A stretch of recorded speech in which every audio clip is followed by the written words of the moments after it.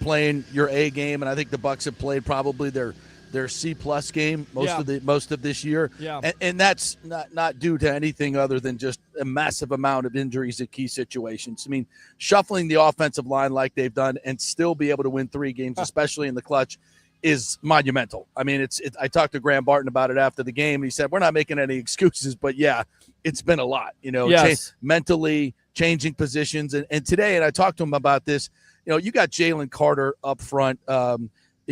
That size and speed of that front 7 that the Eagles have and then they're coached up by one of the best in the business, in Vince Fangio, and they were doing a lot of stunts and stuff that challenges an offensive line that has not played together. And Correct. This offensive line, as they were today, has never played together.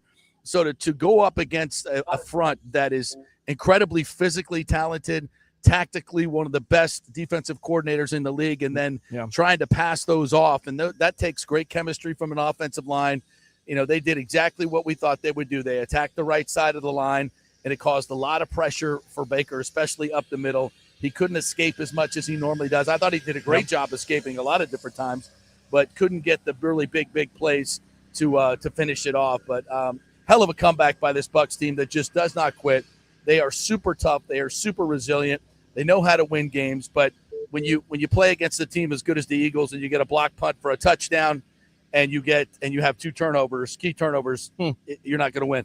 And get this, though. I have to say this, though. Defensively, 8 possessions in the second half for minus 19 yards.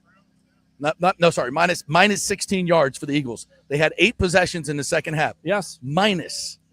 They did not get any yards. Even if you take off the safety, they had 6 possessions of 8 yards or less. 4 possessions of 0 yards or less. That is one hell of a defensive effort in the second half. And I asked Bowles what was the difference. He just said, we did our jobs. In the first half, they were making a lot of mistakes. They were losing contain, a lot of mental mistakes in the first half.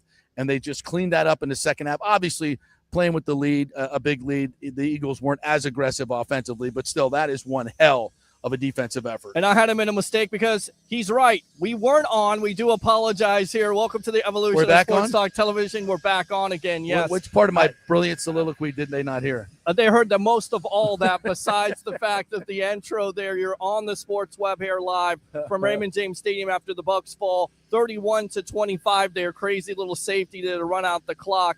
Let's go out to the phone lines. Hopefully these work. People just running all around the place, unplugging stuff. So I'm like, what the hell is going on? And this is how it's been all the time, all day long. It's been a weird day. Go out to Bucs Basement. Bucs Basement, welcome to the evolution as the Bucs pick up their first loss here live from Raymond James Stadium against the Philadelphia Eagles. Okay, so I don't believe in moral victories. This was always, to me, a loss. But I will say I was extremely impressed with the second half and the comeback. But I have glaring issues with the special teams. Holy crap, dude. Jesus. What is up with the special teams season? We have Cam Johnson, who's a stud returner. Yes. We have Chase McLaughlin, who's back. 65 yards. For all you, let's bring somebody in to challenge Chase. Yeah. Morons. I can kick the ball 21 yards. You can kick the ball 21 yards, JP. What the hell happened to Riley Dixon? I mean, what the hell? I don't know. He's one of the better punters in the game. As he comes here, all of a sudden he's taken half the time to Christmas to get the ball off. Yes. And then and he's shankopotamus. I mean, what is it with this field and punters? I mean, Camarda just forgot how to punt. Now this guy comes in with great experience and did well the first couple games. Now he's freaking shankopotamus. Yeah, and it looked like the long snapper there, Evan Deckers, got beat, and into blocking. And it looked like the Bucs offensive lineman was trying to hold, and still they got through. So that's a huge thing. Your special teams already, how many block punts and block field goals? That's 2 block punts. Yep. And blocked field goal. Yep. So yeah, that can't happen now. Can't happen. The block field goal last week probably should have been a penalty, but still, other teams are seeing a weakness in our protection and they're exploiting it. And you got to know that. You got to know they're looking at that. You got to shore that up. Yeah. And there's just no excuse for that. We lost you, Bucs Basement. We'll go back. We'll go out to Matt Colson. That's okay. You can call back. Matt Colson, welcome to the Evolution in collaboration with the JP Peterson Show. Go. Hey, man. Hey, man. What's going on? Yes, we got sound. Yes, go ahead. All right. Can you hear me? I can hear you just fine. Yes. I just want to tell you we're 3-1. In the 50th season, we are 3-1. Yeah. That means it's the algebra. I remember this right from what they taught me at Franklin, 7th grade Franklin there in math. He said something about 3-1 times 4 would be 12-4. And then the 17th game, we'll go ahead and lose that one, and we'll be in the playoffs all day long. Yeah. So people can get pissed. I'm already seeing junk up here about Fire Todd. What the hell is wrong with Fire? the Yeah. Well, that's it. What Listen. That is thinking? Matt. You know ridiculous. this all too well. With some of the Bucs fan base, they'll never be satisfied. But and again, Bucs Basement, I see you calling in. Stand by. Let me finish up with Matt. We'll go out to Trevor, and then we'll come out to you. Phone lines are packed. I love that. But you're exactly right. I don't think this Bucs fan base will ever be satisfied. But you look at the multiple injuries, getting back Tristan Wirfs, getting back Chris Godwin in the first half. Like you said, it looked like players weren't playing together, didn't have that chemistry. Mm-hmm. And it may take a couple games here, but this offense in that second half, again, coming back, that's impressive in itself. And the defense standing up in the second half, holding the Eagles Really to basically nothing. Yes. The fumble. Yeah, it was a killer. That's not a fumble. That's not a fumble. The ground can't call as a fumble, JP. The back of your hand doesn't count as a knee. I always thought it did. Well, like your forearm counts. Your forearm or elbow counts as being down, but I guess your wrist doesn't. I mean, right. At what point does it stop being a fumble or not? I mean, it's ridiculous. The ground should not cause a fumble in that situation. That's right there. Yeah. That took us out of unbeaten. Yeah. Yeah, that's a killer. That's a killer because because their offense was doing nothing to that point, and then they score. They go 25 yards. It's the only possession they had in the second half that was more than 8 yards. Yeah. So that was a killer. Matt, I appreciate the call. Use that second one if you want to. Stand by here. Let me go back out to Bucs Basement, finish up, and then we'll get out to Trevor from Georgia. Go ahead, Bucs Basement. Sorry we lost you there. And it's all good. Well, they got to break another curse now. They got to break this 4-game losing streak curse. And I'm sure I think they will. The injuries are going to be tough, and the next 4 games are the tough part of the schedule. After the next 4 games, it's a lot smoother. Yeah. But they got to watch themselves for these next 4 games to make sure they don't allow themselves to go 0-4. That's it. Just don't go 0-4. I can't see this team go unless there's a lot more injuries. I talked to Hassan Reddick after the game. He left with he good? Yeah, he's good. He said he felt good, and he said I don't think I'll be in a concussion protocol for next game. I mean, you never know, but that's what he said. Yep. And he also had a bit of a shoulder injury. He said that's fine too. So, all right, so according to him, he should be is, able to come back next week. We lost this game, but I want to see this team in the playoffs because I think it'll have a different story. Just like when we lost to the Rams, and we lost to them again in the playoffs. Yeah. And we lost to the Saints. We beat their ass in the playoffs. I want to see this team again in the playoffs because I think we'll have their number. Because we do. We really do. Like, that second half, we were like, that was the Bucs that should have came to play against the Eagles. Well, let me just say that. When I talk about injuries, Bucs Basement, appreciate the call. Especially on the right side. If Cody Mock and Gedeke play in this game, yes, then this running game is so much better. They run the ball against them, I think, and I don't think there would have been as much pressure on Baker, and I think that would be the difference in the game. Now, obviously, Cody's not coming back, but Luke Gedeke is. So, and also, get down the line to get Jalen McMillan back, get Mike Evans back. Here's another thing. Last 2 years, Mike has missed 5 games. We've lost them all. Yep, 0-3. 13-4 with him, 0-3 without him. Stand by here, Trevor. Hold on a minute. Eric, hold the line. We're going out to Trevor. Hold the line. We're going out to Trevor. Trevor from Georgia, welcome to the Evolution in collaboration with the JP Peterson Show here live from Raymond James Stadium. What's your thoughts, my friend? Obviously, it's not the outcome that we wanted. Right. But in my true heart of hearts, I think we'll be fine. It was just they put the clamps down on us kind of early, with that block punt. And then they pretty much dominated the first half. Shout out to Chase McLaughlin, though. Yeah. Because those 2 field goals kept us in the game even when it was 24-6. Yeah. I don't even think we stand a chance if it wasn't for those 2 field goals in the first half. Yeah. And then I was definitely proud of how hard we fought. We could have just laid down. We could have been like, let's just pack it up and get ready for Seattle. Sure. But we fought. Obviously when you lose, you know, there's some things to clean up, the turnovers. Yep.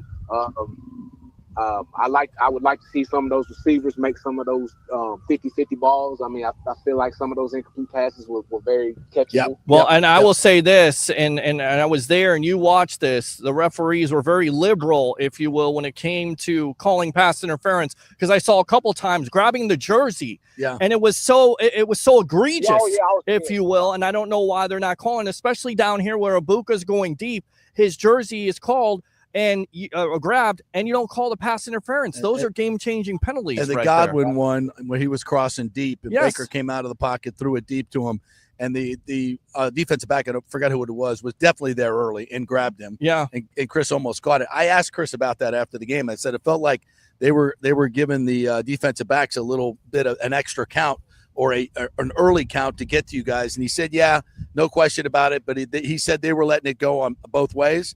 So he said, we just got to be better. We got to be stronger and get to the ball. Yeah. And I like that. Chris is not going to blame it on the refs. There's no question those guys were getting there early, but you just got to fight through that. Yeah. Chris has always done a great job of that, but I still think there's no question that Dijon and those guys were there a half a count early. Yeah. And that's going to make a huge difference for a 50-50 ball. If they're allowed to knock your hand away or grab your hand, you're not going to catch the football. So I thought they could have officiated it a little bit better, but in games like this, that's where I'd rather them do that than the ticky-tack fouls. Agree. Frankly. So, Chris would agree with you on that as well. So good call. Yeah, definitely. All right. What else, Trevor? All in all, my spirits are still up. I think we're going to be fine. And I think, we didn't have any significant injuries, so that's a plus. And I don't know about Well, besides Jamel Dean once again going out there, Morrison also with possibly a hamstring. And Morrison went down, and we don't know how severe those are. Jamel seems like it might be, as usual, a few games. Yeah. And then a hamstring for Morrison, so we just don't know how severe that is. Yeah, and he was playing well. He was playing really well. He really was. And that's the reason why you draft Morrison and Parrish in the first place. You double dip because of the anticipated fact of the matter that Jamel Dean hasn't been able to stay healthy the last couple of years. And that's the reason why also the contract was redone there. Trevor, appreciate the call, my friend. Use the second call if you want to. All right, my friend? Yes, sir. Y'all have a great one. All right, man. Let's go out to Eric. Eric, you're on the Evolution here live from Raymond James Stadium in collaboration with the JP Peterson Show. Go. Hello, everyone. It was disappointed. We could have won, but if we had Mike Evans, we would have won this game. Well, and listen, I think it goes back to what JP said. Mike's not on punt block. Right, he's not on punt block protection. Right, that's true. That's true. No, to your point, the offense would have been better. I agree. The offense would have been better, but you're exactly right. You got lots of things you have to clean up when it comes to special teams. Eric, appreciate the call as always. Can we get the special team coach fired? No, well, I know Bucs fans are already calling for that, and it definitely needs to improve. I don't know if you're ready to fire the special teams coach. Todd is not happy. He Todd can't be is happy. Not freaking happy about the special teams at all. You could tell by his answers that, nobody's going to get fired midseason. That just doesn't help you. Then you start all over. It doesn't make you better. You just got to clean up the stuff that you're doing wrong. Yeah. You got to clean it up. And you got to, and typically what you're going to do is put different people in these spots, because with special teams, you're just moving people out. And when injuries start to collect on your team, it hits back on the special teams, because, those guys that used to be, your good special teams guys are now starters. Yeah. And so it's tough. It's a lot about moving guys around and getting them to understand exactly what they have to do. And the other team gets paid too. So they see what your deficiencies are and they attack them. And they did it. And the Eagles did a great job of that. Let's talk about Baker Mayfield in the second half.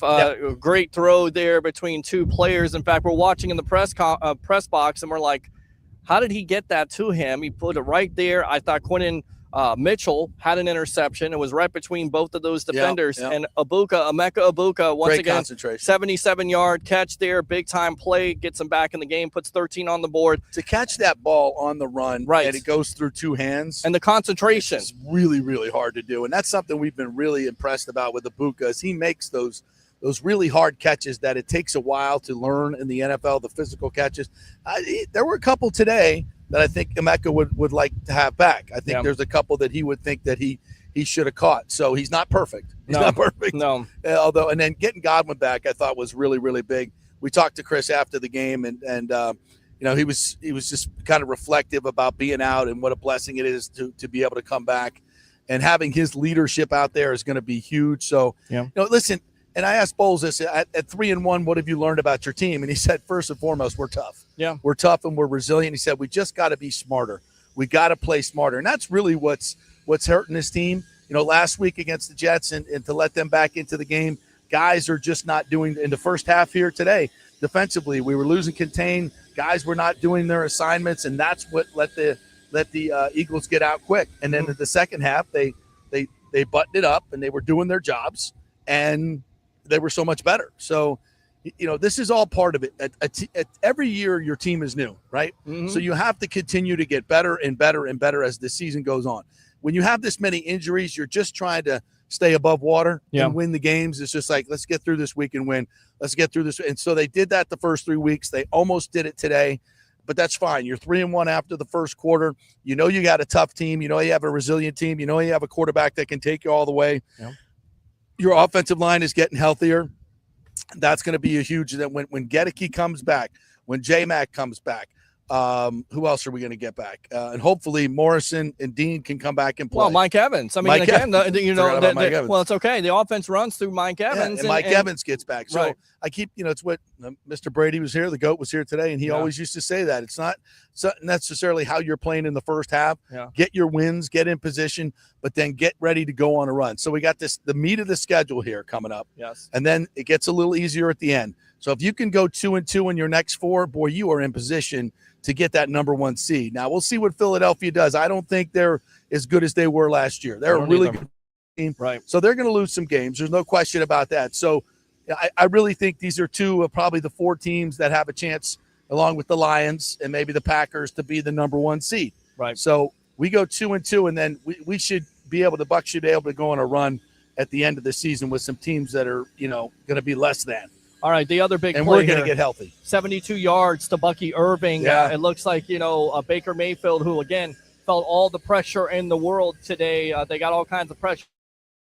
Again, the reshuffled offensive line, especially on that right side, give them credit to where credit is due. He's going to be sacked, is able to somewhat escape, finds Bucky Irving there on 72-yard catch. I mean, they've incorporated Irving more into this passing game, and you get him out in space. That's what you want, JP. Yeah. And the thing that's amazing to me about that is, he fumbled the possession earlier. Yes. Did you see his ankle and knee get wrenched under? I did. Wow. I'm like, I saw that, and I was like, he may not come back and play. And once again, that's not a fumble. Next thing I know, he's running down the sideline for a 72-yard touchdown. Yeah. That dude, not only is he tough as nails for a little guy, but he is resilient. He's like Gumby, man. He could get just stretched apart in all these different ways and still come back. That was, I thought, one of the most amazing things I saw today. Yeah, all right. How he even came back from that. I agree. Finished with 15 carries for 63 yards in the passing game. Led them with 5 catches for 102 yards. You're going to need that because I think it's going to take a couple of games for Chris Godwin to come back. But you mentioned it. It was good to see him. Some people said he wasn't 100%. You didn't necessarily expect him to be 100%. No. Coming off a horrific injury, people will, why are you playing him? Well, because you're down Mike Evans, because you're down receivers at this point. He's ready to go. I mean, he's ready to go. So at some point you got to come back and start playing, and he'll be back to his old self probably sooner than later. Yeah. So I'm very optimistic about this team. What I've seen in the first 4 games, they've been able to withstand a lot of different injuries and win games at the end, which is that's a talent. It's something that you have to learn. Bowles talks about this a lot. Teams that know how to win. I know it sounds kind of obvious, and nebulous, but it is a skill. It is a skill, and it takes experience to be calm in the moments, to make the plays that you should make, and then make some big ones because you're better in that moment. Correct. You're better in that moment. We got guys like Baker. We got guys like Evans and Godwin who have proven time and time again that in the moment they can step up and make big plays. That's it. And I think a guy that made big plays that really galvanized that defensive line was Vita Vea, getting after it. Yeah. Couple sacks Vita's having a great year. He is. He's really having a great year, and he's tough to block. And when he started to – and his new celebration. Well, you like that? You like that? That's good. You like that?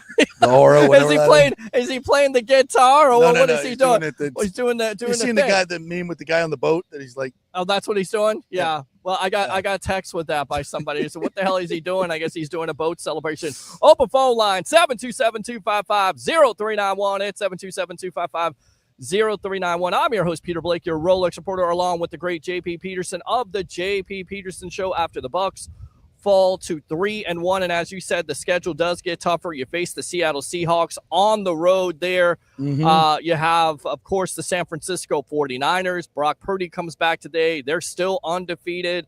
You have the Lions in there. They're beat up too, though. Yeah. Lost Bosa. Yeah. They've lost a lot of players. All right, let's go out. Yeah, Nick Bosa out for the year there, so that should definitely help. Tristan, welcome to the Evolution. What's going on, Peter? How y'all doing? I'm doing great, buddy. Doing great. It's a tough loss. I wouldn't say disappointing, but when you get down 24-6, sometime and you commit, you lose the turnover battle. More times than not, you're going to lose. I mean, I know it's we always say it, but it's true. It's absolutely true. What do you got? Yeah, well, I mean, I hate to be the guy to say vibes and all that other stuff, but this loss doesn't feel like the losses last year, if that makes sense. Like last year, it was more despair. Like, man, I can't believe that this defense looks like that. Or I can't believe that this offense, man, we have no chance. But it's like, as I was watching the game, I'm like, man, you know what? These guys are showing grit. Like it was no quit. It was nobody was like hanging their head. Like no matter what was thrown against, it's like these guys fought back, man. And not only did they fight back, they fought back against the best team in the NFL. And I think that's overlooked when we make assessments about this game, because Philly is the champs. So like these are the guys. They won. This will be 19 straight games they won. 18 with Jalen Hurts starting. Yeah, 18-1 by the way. Yeah, 19. Yeah, a good football team, and very good. They got a couple of injuries today as well. So listen, it's a long season, and I asked Graham Barton about this. I said, you're probably going to. Hopefully, you're going to see these guys again in the playoffs, and hopefully that game will be here and not in Philadelphia. Although there probably be the same amount of Eagles here today. Yeah, that's disappointing. Yeah, that's it's disappointing. Yeah, there's way too much effing green. In this stadium. Is that Bucs fans selling their tickets again? Listen, I don't know. I don't know who's to blame. I don't know who's to blame. It's not the organization. I know Brian Ford's doing everything they can to keep people from selling their tickets. They monitor it. If you do it too much, they dock you. Yeah. Hey, so they've done everything they can. It just comes down to the fans. If you're going to be a season ticket owner, you're going to sell your tickets. Listen, it's expensive, and you can make money on it. I'm not here to, in these tough times, I'm not here to tell anybody what to do with their money. Sure. I'm not here to say blame, but it sucks. It does. Like one of those things. Like I just want to say, it's a bad situation. There needs to be more Buck fans in here than there were Eagle fans. Now, for the playoffs, we did it last year. Absolutely. We were not last year, the year a couple before. Years ago. Yes. All red. They came here during the regular season, got their ass kicked. Yeah. And there were tons of Eagle fans here. And then when the playoffs came, their team was a little bit in disarray, and then nobody showed up. Yeah. Or maybe just Buck fans didn't sell their tickets. Yeah. Whatever it is. I don't know who's to blame, and I don't know what to do about it. It's just it's not cool. Yeah. It's not cool. I'm tired of going to Tampa Bay games that are taken over by the visiting team. It's just not good. It's not a good look. I don't know what to tell you about it, but it's not a good look. I don't know what this team can do more than what they've done. Or this organization. I mean, the organization has reached out to the fans. They've won consistently. You already won a Super Bowl with Tom Brady. You go all in. The commitment is there. It's just maybe those Bucs fans, I hate to say this, well, the economy, but also maybe just the Bucs fans that you're coming here on Sunday are actually Eagle fans in disguise or rooted for the Eagles. It happens. Well, I know this. There were plane loads. They had to add 7 flights from Philly this week. And can you do that? Can you cut off you cut off the planes from Philadelphia from them coming into Tampa? You can do that. Well, you can do a lot of things these days, boy. It may offend some people and may take away by somebody's rights, but damn it, you got to have a home field advantage. BA said that a couple of years ago. Where's the home field advantage at this point? I hear Eagle, EAG. I get tired of hearing it. I went to Tampa Joe's last night and heard it. What was bad was like when the Eagles defensive players, when it was third down for the Bucs, yes, were like going like this.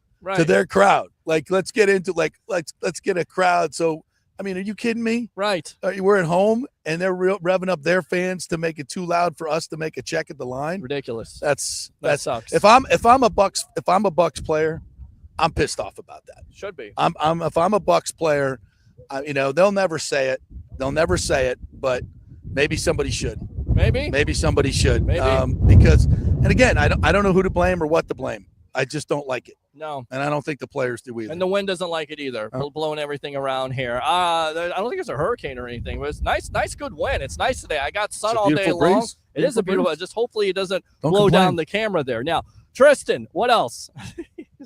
Yeah, like I said, man, and then the Morrison kid, man, that guy's impressive. He's a dog. Yes, I was thoroughly impressed by what I'm saying. The D-line was getting after it today.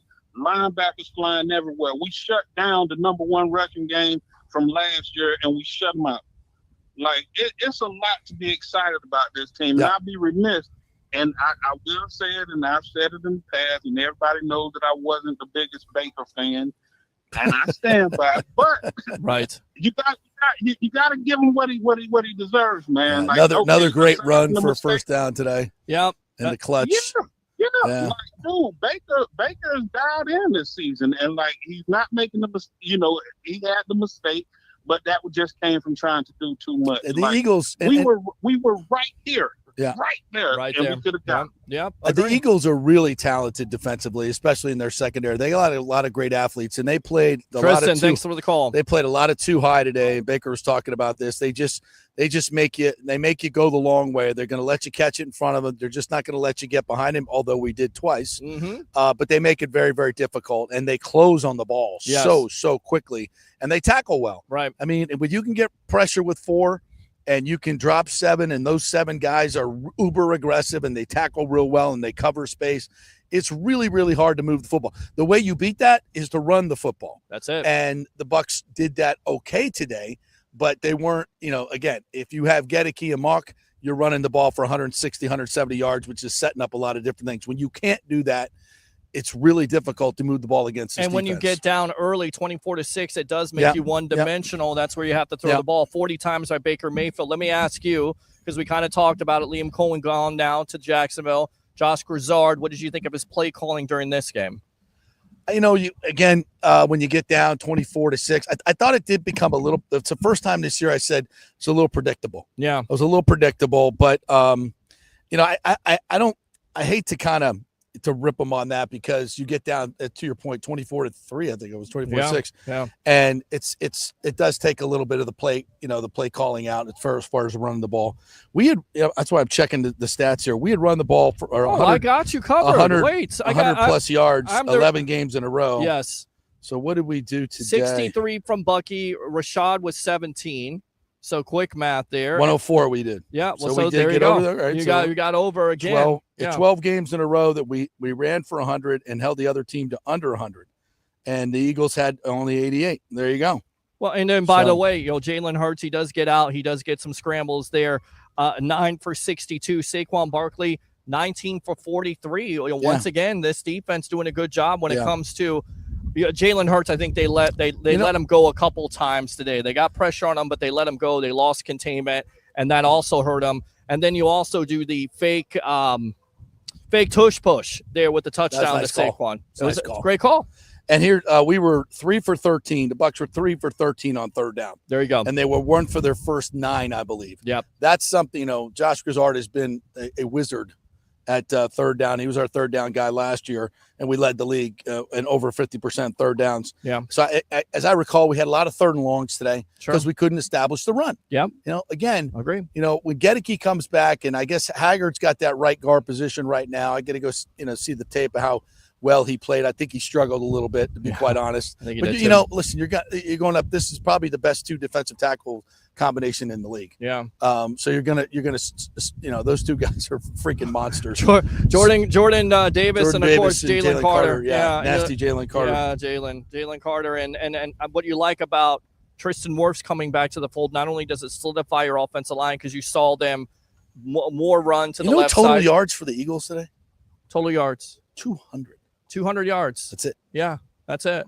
Going back to it, though, Baker Mayfield, it looks like the receiver or the defender is grabbing Baker Mayfield, about to grab Baker Mayfield. Tristan Wirfs comes right in there and goes, no, you're not touching my quarterback, to the point of where the player, and I believe it's Mitchell at the time, grabbing his face mask, and he got called for it. Not Tristan, but the Eagles Well, defender. there was that another Bucky face mask that wasn't called while he's carrying the ball. Right. How do you miss a face mask I don't know. on a ball carrier? I don't know. I mean, It's he's a out in the open. simplistic call. The ref is like literally 5 yards away on the sideline. Yes. How can you not see when a face mask is grabbed and a head is turned? Yes. Like, how do you miss that? I don't know. Golly. And Lens Crafter's call. They wanted to for their The 7 blind mice are out there. And nobody saw that? Yeah. Yeah. All day long, grabbing the jersey, grabbing the shirt. Yeah. All day. Nice fan stream shirt, by the way, there. That's JP Peterson. I'm your host, Peter Blake. There. FanStreamSports.com. You can get one. Yeah. And these nice hats, too. We got it right there. And then you got Tampa Joe's right there, who had lots of Philadelphia Eagle fans today. Tell you what, let's go out to these comments. JP is cursing out FSU. That was when we had no sound. That's what they were saying you were doing. I go back to that. How'd you know? Well, listen, go back to that one. You get down 14-0 with FSU. They climb back. Their defense is not very good. The defense did not show up. Was that a catch, by the way? Yes, it was a catch. Obviously, it was a catch. 1 foot in. Yeah, it's a catch. He probably what he shouldn't have done is rearrange the ball. Right. He had it. Right. But he had it. He had full possession of it, and then as he went out of bounds, well, the defender touches his shoulder pad, so it makes it look like he had it. Right, he had it. He had control of it. Right, and he rearranged it a little bit. He didn't need to, but he had 2 feet down. Yeah, and control the ball. The fumble early on with Sawchuk, I thought that was a terrible one. There was another interception. Listen, Florida State should have won that football game. Yeah. They should have won that football game. But credit Virginia. My good friend Ronnie Barber. Well, good win. Their quarterback. Florida State just played some dumb football. Did he give it to you, by the way? Did he give it to you? Like he said, sure Virginia? Of course he did. Because I know your friends are Ronnie Barber. All my Virginia friends giving it to me. Give it right back. Miami next week. You got a chance to be Miami? Oh, man. I got 2 tickets on the 50. That's all I know, baby. Nice. Woo. Yeah, we got a chance to beat Miami. Hell yeah, we got a chance to beat Miami. I think Miami's really good. Yeah. I think Miami's really good, and we'll have to play our best football to win it. We can't give away touchdowns.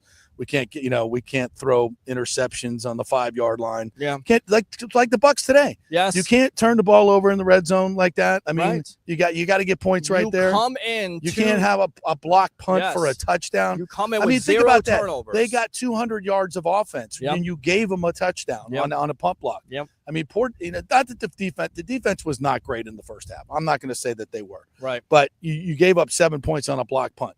You give up 200 yards in a game, you should win. I agree. You should win. But you have basically 3 turnovers, the block punt, and 2. And it's not like those turnovers weren't big. The one from Baker costs at least 3 points, if not 7. Yeah. At the 5-yard line, you could have tied the game right there.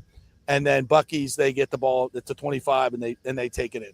Sure. So two brutal turnovers and a block punt for a touchdown, and you're still. It's a 1-score game. But by the way, Chase McLaughlin, I mean, if you get some points out of that situation, 57-65, when he kicks the 65-yard field goal, which, by the way, surpasses Matt Bryant, you are my hero. That's right. From the great Gene Deckerhoff. Let me see if it will play. Will it play? It won't play. Okay, there you go. So, I mean. By the way, first time ever a Bucs kickers had 2 kicks 58 and longer. Amazing. Yeah, Chase. Well, that's when people were like, "Oh, we got to bring somebody in. This kicker." I'm like, "Shut up! Fire the cannon!" Exactly. Shut up. Yeah, shut up. I mean, he missed a couple field goals. He's human. Right. He's a human being, and again, that's the reason why the Bucs get him in the first place, because he's a kicker that can kick from long distance. I know when you saw the kick and I saw the kick, I didn't think he made it, and it just went right over. First of all, I was like, you got those 2 studs in the middle that are going to come through the middle and get their hands up, and block. I don't know if he's going to be able to get it over their hands. Right. Then we got a situation going back the other way. So, but I think the decision was right, because at that point you're down. You got to get something going. Right. Normally if that's a 14-6 game, you probably don't take that chance, but at that point you got to take the chance. So great call by Bowles there. Again, I thought he managed the game really, really well today. They got timeouts to get an extra possession at the end of the half. They did everything that they should have done. Yeah. And So his game management this year has been absolutely superlative, or Zach Beistline's game man. Whoever's doing the game managing, kudos. Yeah, kudos. All right, let's go out to the phone lines here. Let's get this guy on. Sun Devil Dave, welcome to the Evolution in collaboration with the JP Peterson Show here live from Raymond James Stadium. Go ahead. Great job, guys. Can you hear me okay? I can hear you just fine, yes. Okay, I'm remote. I'm over on 30th Street near USF, 30th Street Sports, where I went outside a little bit. But watching my Bears mess up, but that's another story. Yeah, good to know. But they're down 14-9. Yes. Real quick, I mean, look, they played their hearts out. JPP, I wanted to ask you a question. Do you think JP, they missed Evans on those 50-50 balls where they could put Evans, like those 1st and 10 at the 11 where they have Evans could do a 50-50 with his height? Yeah. What do you think about that? They really missed that, right? Yeah, listen, I think those 50-50 balls, when I go back and look at this and you start counting them up, they were crucial. They were crucial. Right. They were first downs that we didn't get that could have extended drives. I just remember as I'm watching, was like, if we get that catch. And it wasn't, the receivers, it's not like they dropped the ball. These were physical plays, and that's how Dijon plays. Those guys play. They're really good corners. They're physical corners. And like Chris Godwin told me, I don't know if you heard it early, I asked Chris about it. He goes, yeah, they were jumping it. There's no question they were being aggressive, but we got to beat them to the ball. He'd rather have the referees let us play than do the ticky-tack calls. So, good on the they're the Super Bowl champs for a reason. They're really, really good, and their defensive backs are good, and I think they won the day against our receivers, to be quite honest. And credit to where credit is due. Jalen Hurts did play somewhat of a good game there. Being able to escape, being able to scramble. Nick Sirianni coached this team up. He had them ready to play. You knew coming into it, and they knew it also coming in early to acclimatize themselves to the heat. Yeah, that didn't work. That was stupid. No, that was stupid. Yeah, look at how they played in the second half. They were dead. They were not good. Yeah. They were not good. They came down early and got dehydrated. All right. Nice job. But another question about the tush push little sneak play. Normally, great call. They run the tush push usually majority of the time on fourth and short, right? Right. Yeah. Or whenever any short yardage play. Yeah. I mean, how many times did they run it on 3rd and 1? A lot. 3rd and 1, right? Yeah, they do it all the time. Any short yardage. Yeah. The reason I want to bring that up is, like, do you think when they said, 3rd and 1, they saw the formation, you think that the Bucs defensive coordinator is like, wow, 3rd and 1, they're doing a tush push. That's kind of odd. No, it's not. It's not odd. It's not odd. They do it 3rd and 1 or 4th and 1. They're tush push. This is a great call. Yaya was playing the defensive end. I don't know if there was somebody who had outside leverage that was supposed to have outside leverage, but that's a tough call. If you're gonna stop it, you got to commit everybody to the inside, and if they're gonna go outside, like shot, agree, shot.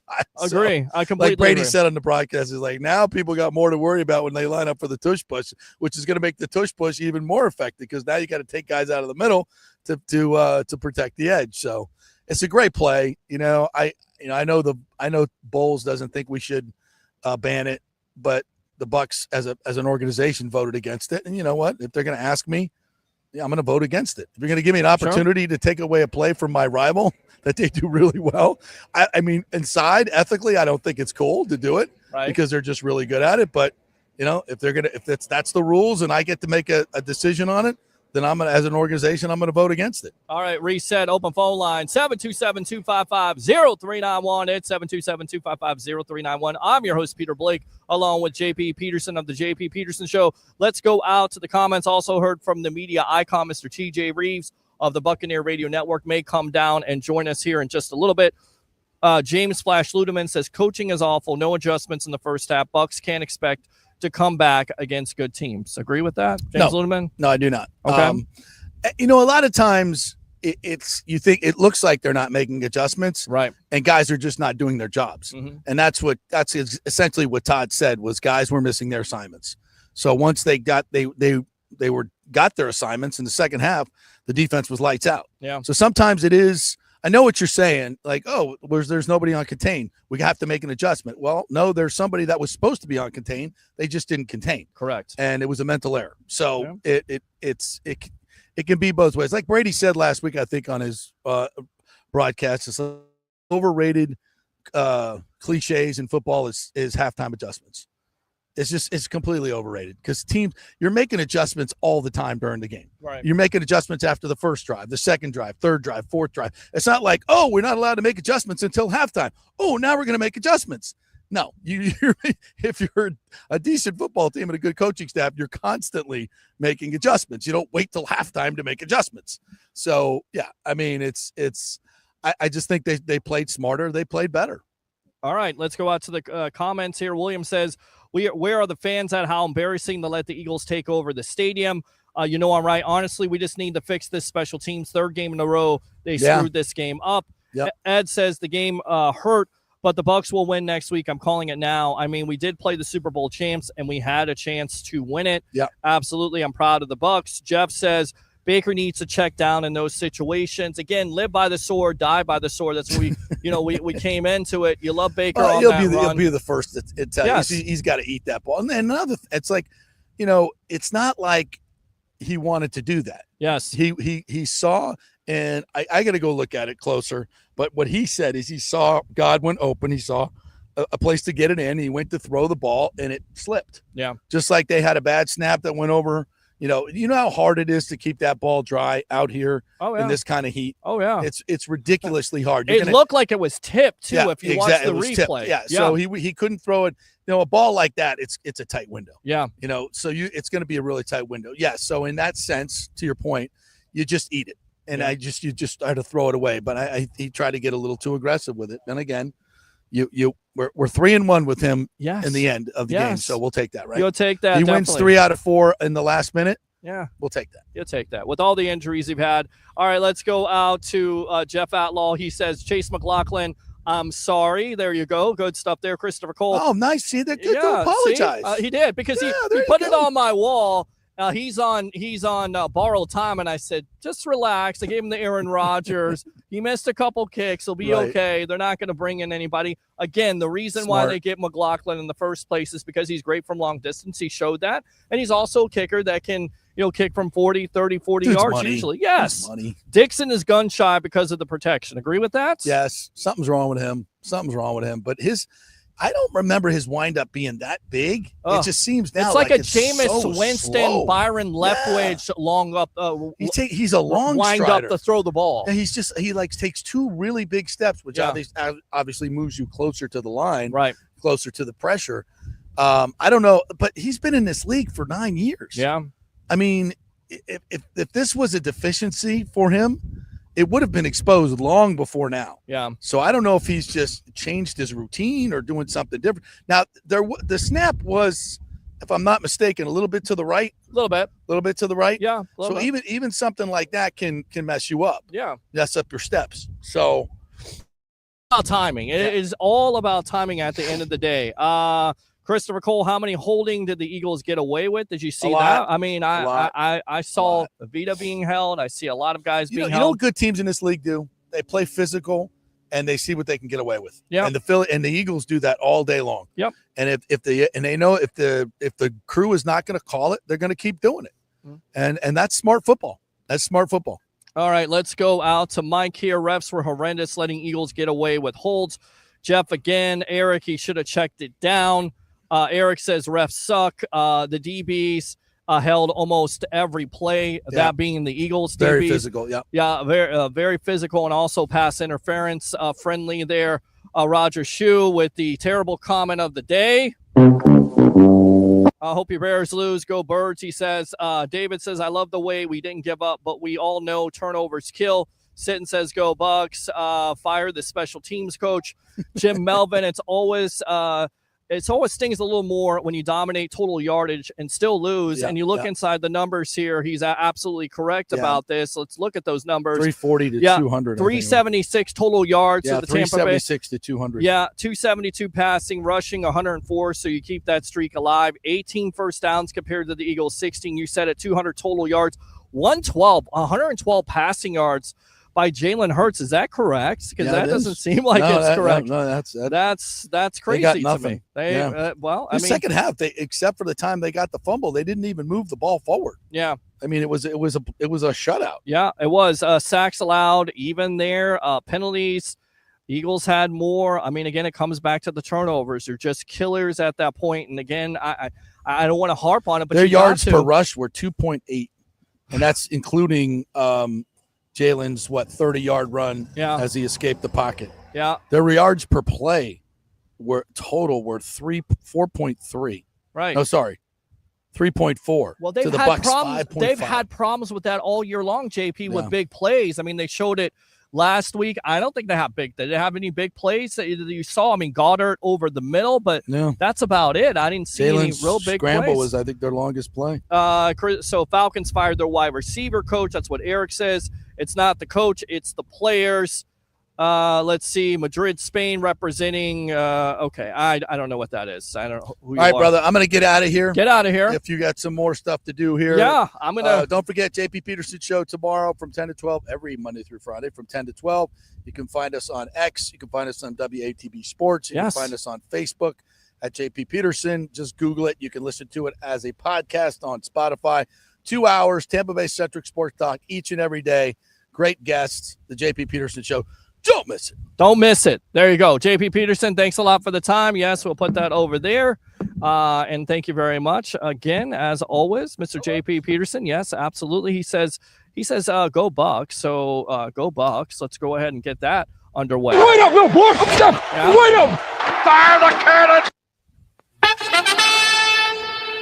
All right, so let's go ahead and right here, Facebook's not working for me. Special teams are bad, man. Listen, we fought hard into the end. I knew it was going to be a tough game. We have some work plans on the ball at this point. Absolutely agree with you on that. Yeah, Facebook, I don't know what's going on with Facebook at this point, but you're exactly right on that. We'll go continue to read comments here. Let's see. Light, fine Bucs, a capable punter. As we're expecting the great TJ Reeves of the Buccaneer Radio Network. Let's go out to the Greek himself. I would fire everyone. Unbelievable. I'd even fire Peter Blake. Tampa Bay definitely had chances. Couple bad throws for Baker. If Tampa Bay was completely healthy, we would have had a different result for sure. Appreciate that. Throw me underneath the bus as always. And for that, you get this. That's good enough to suck right there. Let's see. Work on the web. Mike D. Roche. Light finds Bucs, a capable punter. Work on it this week. Keep Baker safer, though. Let's go beat the Hawks, I believe, next week. LFG. John Gerber reposted the stream. Thank you very much, John Gerber. Let's go out to this guy right here as I'm producing live here. We do, the media icon right there. Get his headphones on. The sideline reporter for the Tampa Bay Buccaneers, Mr. TJ Reeves. Bucs lose the first one, but once again, a great comeback in that second half. And again, I think if you look at these four games, and I know we've said it over and over again with the plethora of injuries when it comes to offensive line, wide receiver, you would be happy with the 3-1. And I think it also goes back to what Tristan said on the phone. It doesn't feel like last year's losses. You had a chance to win this game. You lost the turnover battle. Sure. Your thoughts? Welcome to the Evolution. Well, listen, it's good to be with you. Good to be with you. I'm about to be a raisin, I think, at this point from being out in the 110 plus on the playing surface for the better part of about 3.5 hours. And I will say at field level, the Eagles did look worn down in the fourth quarter. Now, credit them. They make the interception with Jahad Campbell, the Alabama first-round pick at linebacker. They got the stop at the end that they had to have, but I mean, there were opportunities to win this game. Yeah. Which after Philadelphia's up 24-3, you're thinking, that this could have gone very, very ugly in the second half. So credit the Buccaneers for making adjustments at halftime. They get the two big pass plays. They get back in the game. So they showed you a lot. So and this can't be emphasized enough. I know you've been talking about this. That's one of the best teams in the NFL. That's the defending champions, and they played like a champion with the game on the line. Yeah. Credit them, because where we saw Atlanta and Houston and even the Jets last week not be able to stop the Buccaneers, the Eagles twice stopped them when the game was on the line. Let's start out with Chris Godwin and Tristan Wirfs coming back. How surprised were you? Because we kind of talked about it, but Godwin had a couple catches today. It was great to see Tristan Wirfs mix it up as Baker's being attacked and he's protecting his quarterback. I thought the left side of the line did a good job. I thought the right side, not so much. Baker was under pressure. It was good to see those guys back, right? Yeah, and the leadership that both are going to show. Wirfs obviously is the premier left tackle in the game, and he's probably close to 100%, but not 100%. You hope to get him healthier. Yeah, he held up well. And again, Godwin, they were all over him. They were holding him some. Again, we have replay assists for all kinds of things, and we don't have a replay assist where an Eagle player is dragging Chris Godwin's jersey. He's pulling his jersey on the replay to keep a pass from being completed. So that's a little much.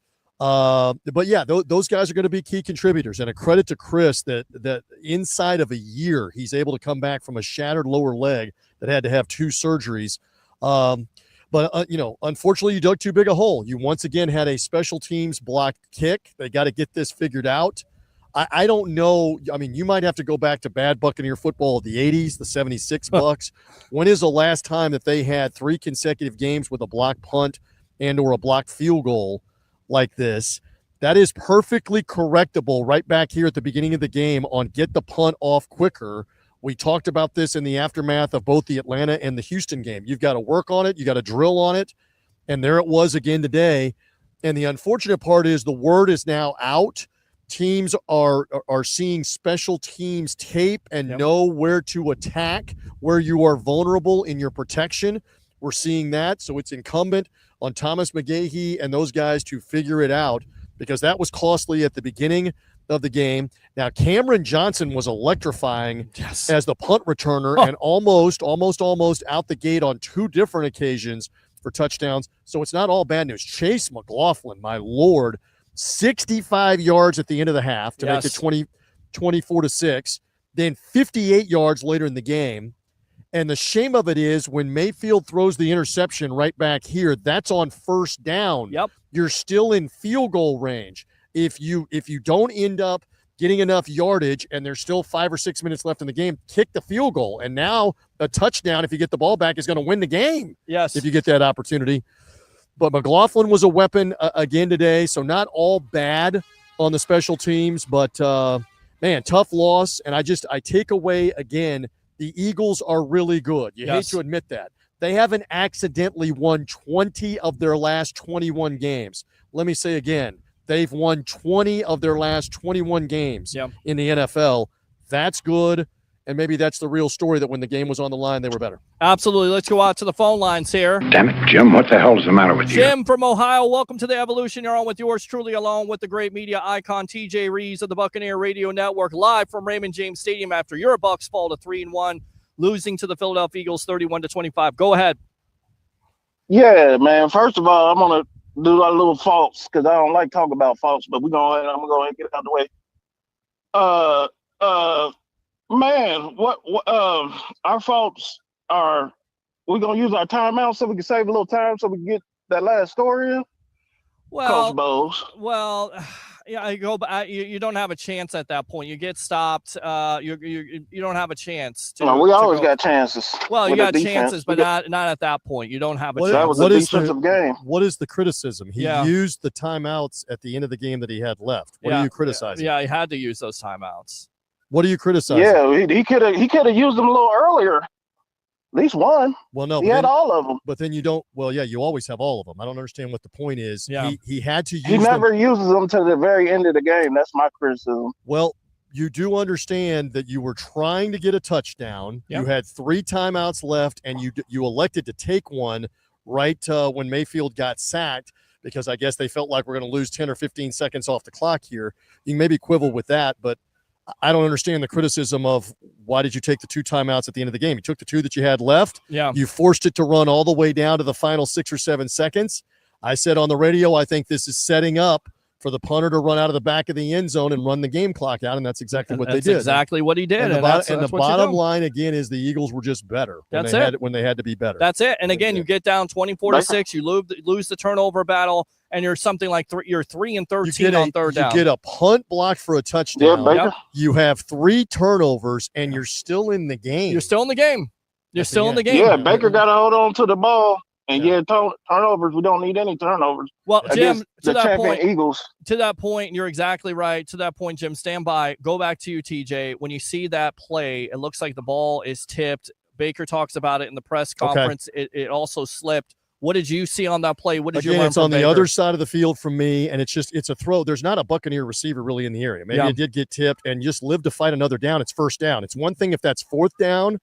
You totally understand that. Right. But you're in field goal range, and there's 5 minutes left? 6 minutes left? 6 minutes left, yeah. So if you kick a field goal with all 3 timeouts left and the 2-minute warning, you got plenty of time to get the ball back and maybe win the game. Yes. But the Eagles made the plays. Credit them. Jim, appreciate the call, man. Use that all second right, ball. hey, one more thing. I just want to do the positives because I didn't. Give us a I positive. just want to be negative. Give me the positives. All right, positive. Yes. Positive. Yes. Baker Brayfield was putting ropes on the ball. I'm telling you. Yes. Every time he threw it down the field, it was ropes. I wish he would have just kept throwing it down the field until something else happened. Especially Temeka Ibuka there, 77 yards there through 2. And Irving, our running back. And Irving's just a broken play, and he looks up, and Irving's behind him, and wow. I mean, the explosiveness of this team, we see it. Yeah, we see it. All right, Jim, appreciate the call. Right. Appreciate you, as always. We'll go ahead and give him that. I mean, let's go ahead and talk about it. Baker Mayfield,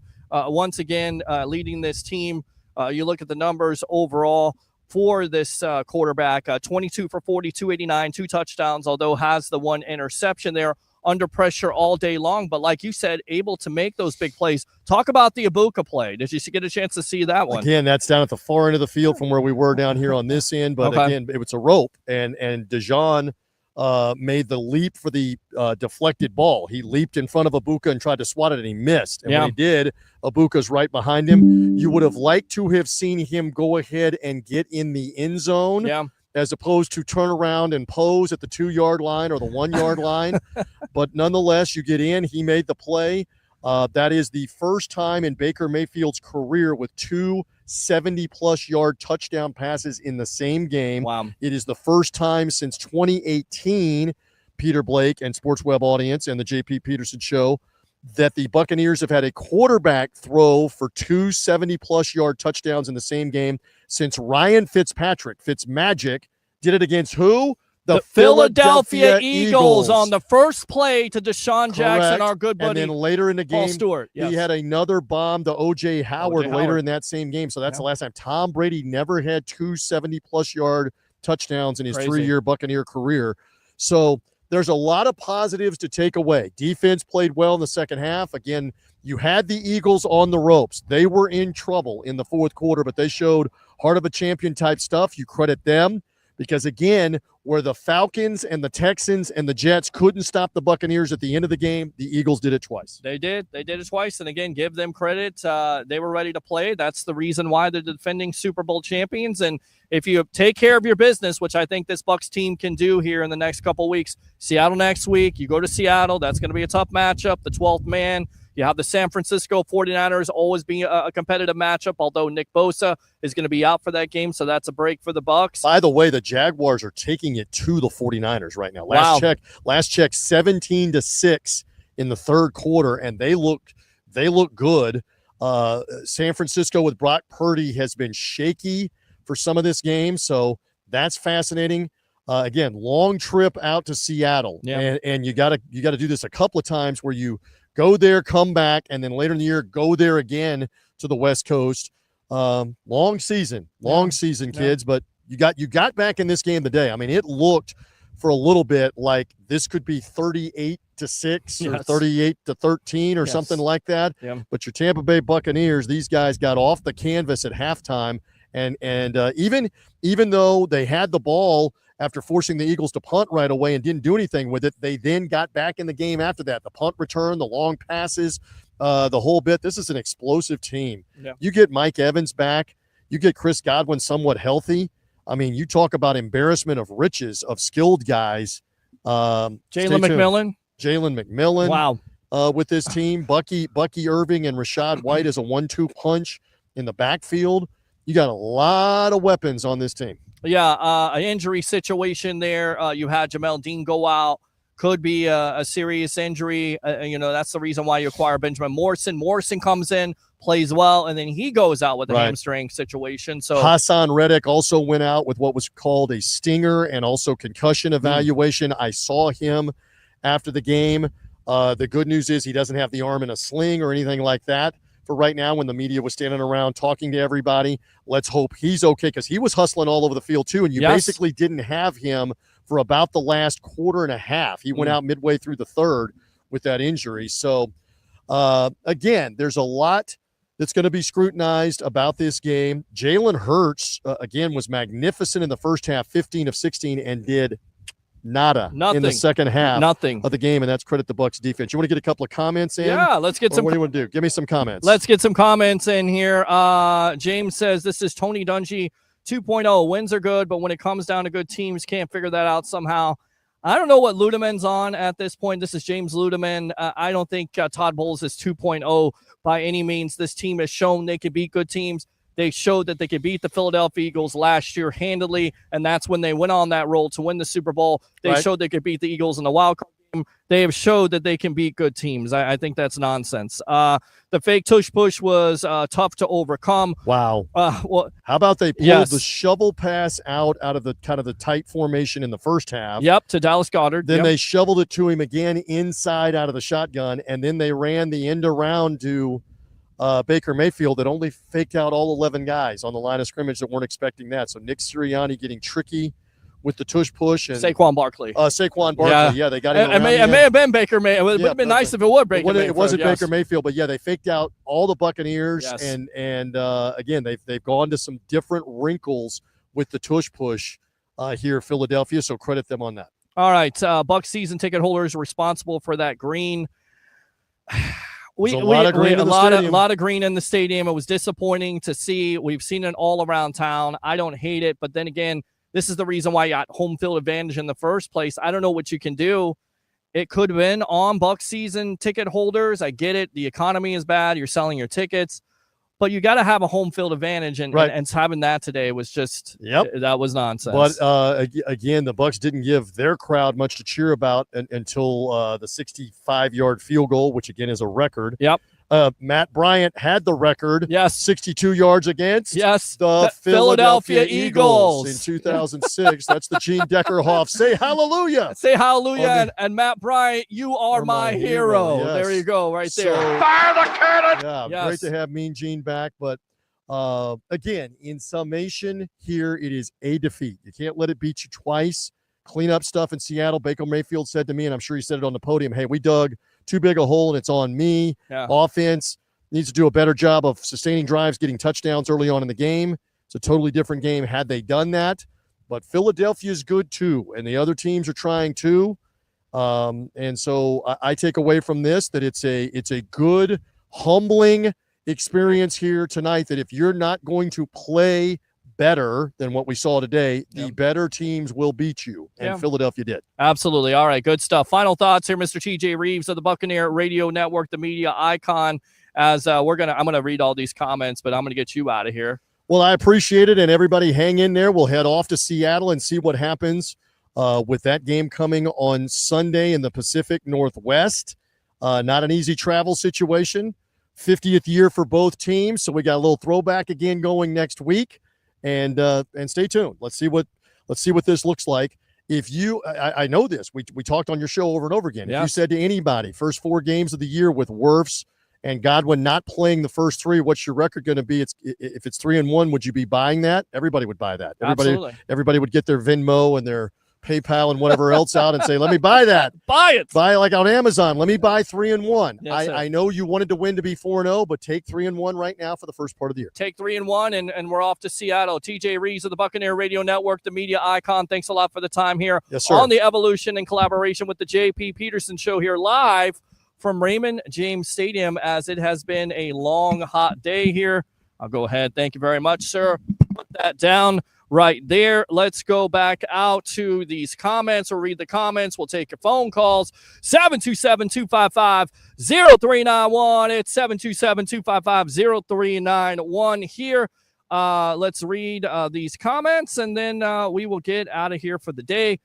Corey Green, big-time Eagle fan. Congratulations to you, my friend. Absolutely, you deserve it. Yeah. Let's see here. David says, yeah, it did sound like an Eagles home game.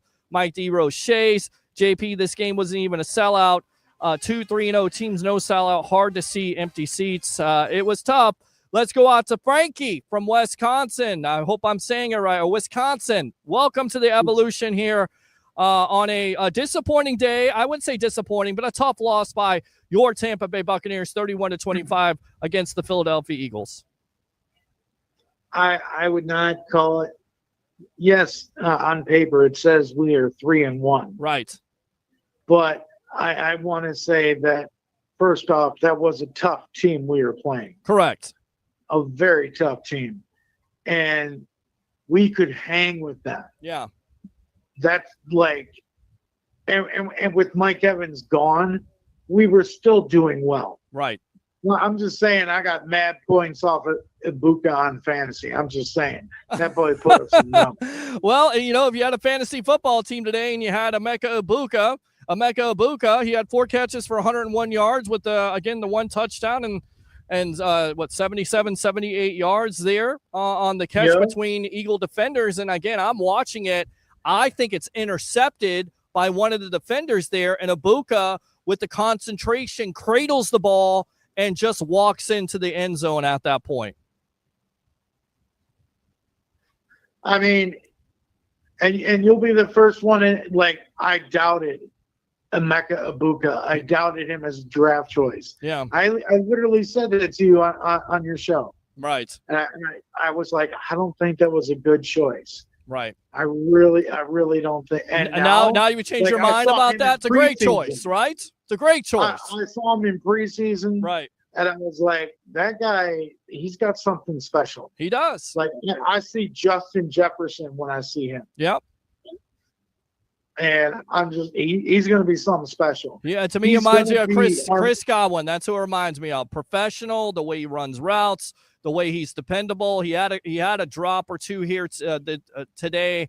But again, a guy that catches basically everything that's thrown to him, has done that in the preseason and the season. Yeah. Well, they definitely we have a Super Bowl team. Right. The only thing that I'm shaky on is parts of our defense. Our offense is freaking solid. I'll take that offense against any offense. Yeah. I agree with you. Defense needs to really pick it up. Well, you got to get healthy. You got to get healthy on both sides of the ball, of course, and we're going to monitor that situation when it comes to Jamel Dean. But, you know, water is wet. Jamel Dean gets hurt with a leg injury. That's the reason why, once again, you draft a Benjamin Morrison and you go after Jacob Parrish, and now Morrison could be banged up too. So you could be down 2 corners at this juncture. So we have to monitor it. But when Morrison was able to get in with the small body of work there, you could see what the future of that back end is going to be. Tyke Smith made some plays once again for that back end, so that was impressive. But you're exactly right. And offensively, you're going to get healthy. Mike Evans is going to come back. The Bucs dodged a bullet. It's not a severe hamstring, so you're going to get him back. Chris Godwin is going to get 100%. You're going to get back Jalen McMillan.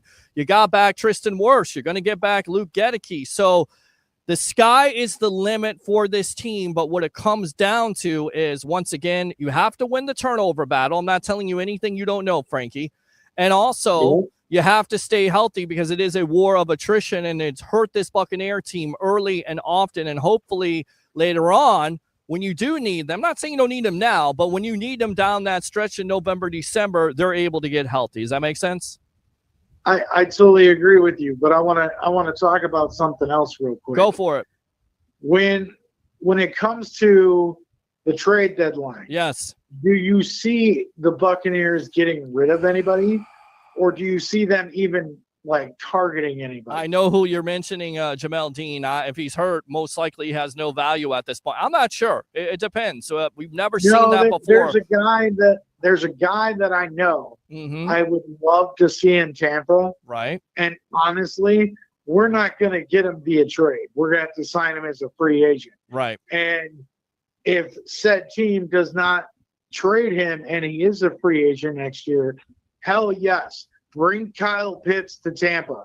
Baker Mayfield will have a field day with that. Yeah, I don't think the Atlanta Falcons are going to trade Kyle Pitts in division during the season. I think that's kind of wishful thinking, but I like the way you're thinking at this point because we haven't seen much out of K-Dot. And although, to be fair, once again, the offensive line has been brutalized by injuries, so you have to keep those tight ends in there to have that extra blocking.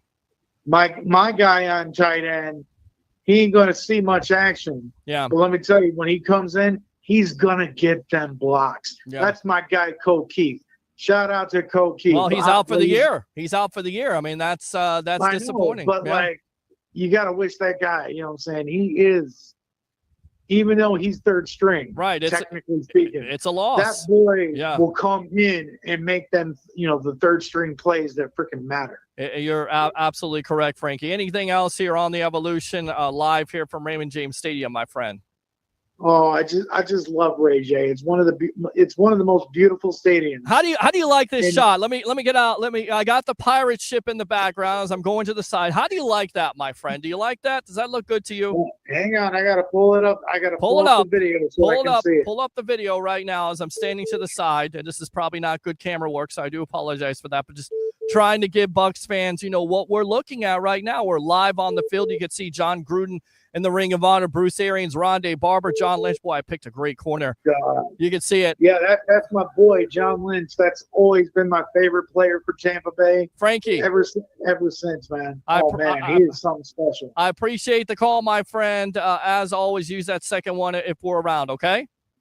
All right, man. Try and stay cool. It's great out here now. I mean, before it was a hot sauna, and then at the tailgate, What the Buck tailgate, it was hot there too. So, I've been getting some sun all day long. We had a little sound difficulty to begin the show because of the heat, but that's okay. We are on live here from Raymond James Stadium on the Sports Web. I'm your host, Peter Blake, giving you something to think about. Frankie, thanks a lot for the call. I see you, Trevor. Open phone line. Call back, Trevor, if you want to, from Georgia, 727-255-0391. It's 727-255-0391. Earl Harris III, Philly fans suck. It's tough. Michael Hulk, I believe, is send Vea to stop the visitor fans at the line of the Tampa Bay airport. Ha, ha, ha, ha. There you go. I mean, how do you stop the tush push? You got Vita Vea. How do you stop Philly fans from getting into the airport? You send Vita Vea. Let's go out to Trevor. Trevor, using your second call, welcome to the Evolution in collaboration with the JP Peterson Show. Go. Yeah, the last caller was saying trade for Kyle Pitts. Yeah, that's not going to happen. I love Frankie, but that's wishful thinking. It's not going to happen. When he said that, I started laughing. Yeah, that's okay. I love Frankie, man. I love the way he's thinking. He's a free agent next year, but and the tight end situation for this Bucs team has been disappointing, although, once again, I think it's more of the reason why these tight ends are not getting necessarily the catches as they've gotten in the past is because they're helping with the blocking. Stand by here. Hold on a sec. Hold on, caller. We're going to finish up with Trevor. We'll go back out to you in a moment. All right, go ahead, Trevor. Finish up, or go ahead and do what you do what you do, my friend. Go ahead. Yeah, I mean, I totally agree with the tight end situation. I'm not really upset that the tight ends are not involved in the passing game right now. Yeah. I mean, they're tight ends for a reason. I mean, sometimes tight ends have to block. Sometimes they are used in the passing game. But in this particular moment right now, since we're not really as healthy as we need to be at the offensive line, we need them more to be blockers. Yeah. Shout out to K. Dotton for just being a team player and just playing his role and understanding the situation. I mean, you never know. I mean, later on in the season, he may become more of a passing target and a red zone threat, but in the meantime, we need him to, help with run support and maybe sometimes even in pass protection. You saw Payne Durham a couple to pick up a holding penalty today, trying to hold a guy. You're never going to get away with that when you have your hands outside of the jersey. We saw that. It was a tough game. It's a tough matchup. Sure. I mean, again, it's one through the trenches, right? It's one with that Bucs offensive line with Tristan Wirfs just coming back. You still have some reshuffling there on that right side, and they got all kinds of pressure on Baker today, and they were able to somewhat slow that running game down to a certain degree. Absolutely. Right. And we got to, I'll take in consideration this. As far as both Chris Godwin and Tristan Wirfs. Yeah. It was their first, real game action of the season. they're going to work their kinks out. It's basically like breaking in a new pair of shoes. It's going to take a couple days. And in this case, it's going to take maybe a few games. Yes. You know what I mean? But, once Tristan Wirfs gets into his groove, you know damn well he's going to be keeping Baker nice. I broke in my Kobe. I can't lift my leg up, but I broke in my Kobe Air Force Ones here, and it took me a little bit to get comfortable, but now they're very comfortable. I'm breaking very those comfortable, in. right? Yes. And so the same thing with Chris Godwin. You could tell, that was just his first time in a while. It's a filling out process for him. I mean, he hasn't played in a football game in almost a whole year. Yeah. I think for his first time being out there today, I think he did a pretty decent job. All in all, it's just that, let's just call it what it is. We just simply got outplayed today, and that's fine. That's it. You know what I mean? Yes. The Eagles are a hell of a football team. They literally kicked the Kansas City Chiefs' ass in that Super Bowl. Correct. And that's the team that we played today. And I think, they got up on us pretty early, but then we fought back. You know what I mean? You know what it's reminiscent of? I'll go back to this. You mentioned the Kansas City Chiefs, right? And I'm not. Right. I definitely think this team, the Bucs in 2025, had an opportunity to go to the Super Bowl, but it's kind of reminiscent of 2020, right? So you get down to the Kansas City Chiefs early. Tyreek Hill goes off, and then Kansas City's able to do nothing in that second half but run the clock out and convert that third down with Hill. And you start to see some of that momentum come from the Bucs. The same thing could be said in the 2002 year, going all the way back with that Bucs team, right? Rough first half. Second half, though, they're able to show momentum. So right now, even though the Eagles won this team, I truly feel like the Bucs have the momentum. And if you meet this team in the postseason, I do think the Bucs will be have an advantage because they will be healthy most likely, and they will have those plethora of weapons, which they do not have right now. Kind of reminiscent of both of those games there, right? Yeah, and I was at the bar watching the game today, and one of my coworkers happens to be an Eagles fan, right? Right. And even he admitted, he was just like, hey, man, you guys played hard in that second half. And I said, oh, yeah. I was like, y'all know we're going to see y'all in the playoffs, right? Yeah. He said, oh, absolutely. He absolutely expects us to be in the playoffs. Remember Derek Brooks? Remember Derek Brooks, what he said to the Philadelphia Eagles? We'll be back. I need to get that sound effect because that's how I feel like this team right now could be. We'll be back. Again, take care of your business, what's in front of you, win your division, win your games. This team has an opportunity. I said at the beginning of the year, 12-5. They could win more, but we'll see. They're going to get healthy at the right time. They're going to get the weapons back at the right time to stay healthy and don't lose the turnover battle and take care of your business. And I think business, as the great J.R. Ross would say, business is about to pick up. Yes. Exactly. Yes. And then something now. You know what? This game is behind us. Yeah. It's time to focus on the Seattle Sea Pigeons. Yep. There you go. Right there. Seahawks. And Trevor, listen, I know you're in Georgia. I don't know if you can get down here, but we'll be live at Tampa Joe's giving you your Bucs away watch party there, seeing that the Bucs can go to 4-1 against the Seattle Sea Chickens. 9316 Anderson Road in Tampa. It's Tampa Joe's. Get out there. You guys are asking what I want for my birthday. I want Bucs fans to come out and support the evolution of sports talk television in collaboration with the JP Peterson Show. Trevor, appreciate the call as always, my friend. We'll see you on Monday night, all right? Yes, sir. All right, let's go out to the phone lines here. What's your name, where you're calling from? You're on the Sports Web live here from Raymond James Stadium after the Bucs fall to the Eagles 31-25. Go. Peter Blake, it's Devin Garnett. How you doing, sir? Devin, what's going on, my friend? Welcome to the Evolution. I don't think you've ever called the show before, so it's great to have you. You always have great takes on Twitter. Definitely respect you as a Tampa Bay sports fan, first and foremost. Let me give you the horn. So what's on your mind tonight, my friend? First time, long time. Yes. Love what you're doing. Thank you. I need to tune in more often. This is awesome. Thank you. Great views. You got the great views. So that's exactly what we need today. Listen, Tampa fans need to put this in perspective. I got a couple things. Yes. Number one, all the injuries. Okay. We knew it coming out of training camp, whatever. If you would have told me we would be 3-1 after week 4, everybody would be jumping for joy. We're 3-1. So what is the problem?